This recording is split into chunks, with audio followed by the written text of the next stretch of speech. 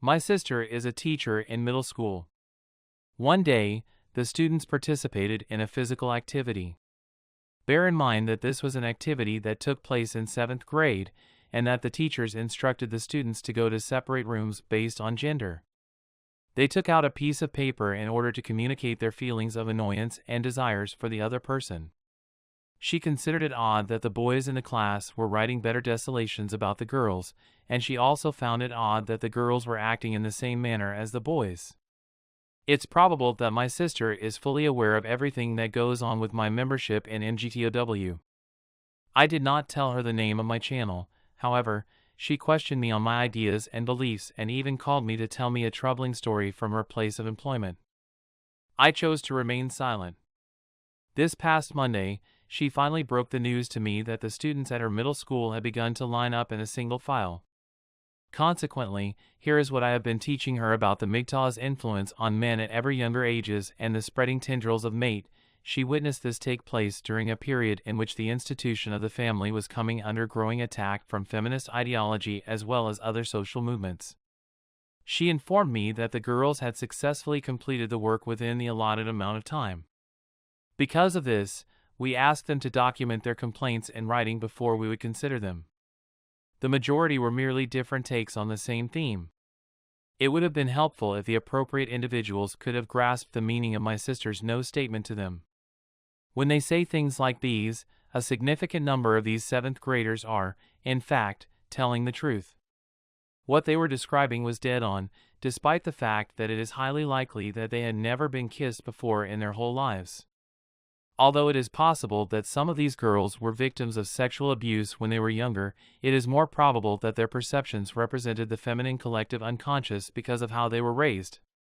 It's possible that some of them had truly been sexual assault victims when they were younger, and that's what they were talking about as they vented their frustrations.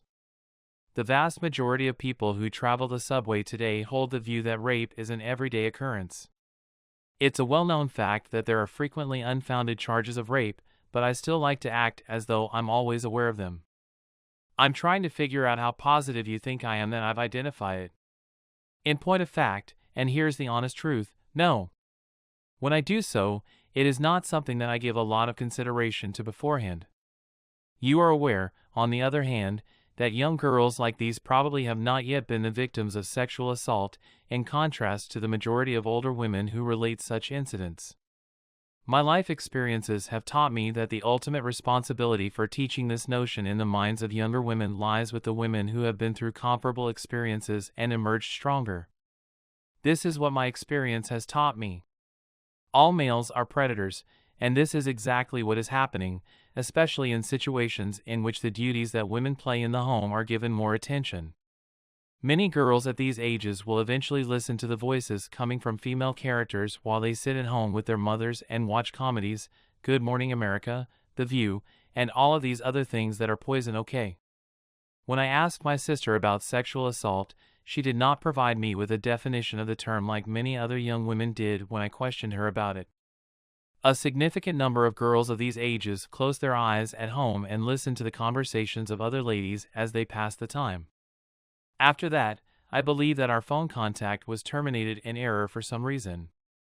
During the time that I was interrogating her, she was simultaneously interpreting what the guys had written down. As a result, it was not entirely clear that the men were complaining about the fact that they have never been respected because of the stereotype that they are overly aggressive toward women. They are students in the 7th grade, and while she did state that some of the boys did try to relieve the stress that was there, which was to be anticipated given the circumstances, the vast majority of the students were focused on the task at hand.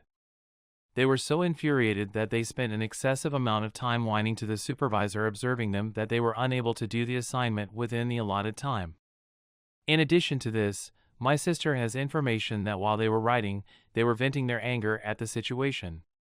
After the boys had finished writing out their gripes, their instructor read them out loud to the class and became so angry that he was unable to utter a single word.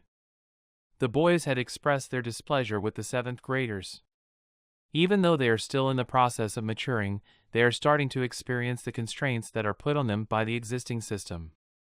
I can't help but think of Pink Floyd's Maximum, since that's how they must feel at the age of 13, long before they'd even begun living a pure life and long before they've achieved the legally required age of freedom. When I think about his emblem, he pops into my head immediately. I believe his name is Max, and he's been oppressed at a young age by feminist powers that are in control of him as he tries to go through with his masculinity, tending to a rat he found in a field, for an hour-and-a-half long presentation of all that comes to a man when he is separated from a male influence. The presentation is about all that comes to a man when he is isolated from other men. Since he was a very early age, the female powers that rule him have caused him to have the feeling of being restrained and powerless. When a young boy's natural drive to be active is restrained at school, the freedom of the outdoors is the only thing that can make up for it. It is not a secret why there are fewer and fewer young men enrolling in college or why there are so many young men killing themselves. Nor is it a mystery why there are so many young men killing themselves. It should come as no surprise that an increasing number of males are choosing to live off the grid, not because they are especially worried about the environment but rather because they are unable to deal with the existing agenda. There is no question about the importance of this younger man, who represents the future generation of mgtow, given that context. What can we infer from the fact that it is now being diagnosed at a younger age than it was before? The idea that the red pill is silently making its way into men's lives is the first thing that springs to mind when I think about this topic. In terms of its operation, it is completely independent. This is the first thing I can say is satisfactory, and there is no question that we do have these locations where we are able to discuss about mgtow. We have a number of options available to us as we move forward. For example, we might upload these videos to the internet and hold meetings all around the world by utilizing online conferencing services such as Google Hangouts. But on the other hand, a good number of these male middle school students probably do not even own a phone and do not have access to any online social networks. They might have access to some kind of communication device like a phone, but it is quite unlikely that they have ever witnessed the red pill in action. They have no concept whatsoever of what the mgtow is. In addition, they won't learn anything even remotely connected to it in elementary or secondary school. As a result, it's likely that 90% of them won't have heard of it until they were far into their 30s. It's likely that 90% of them won't even be familiar with the term mgtow.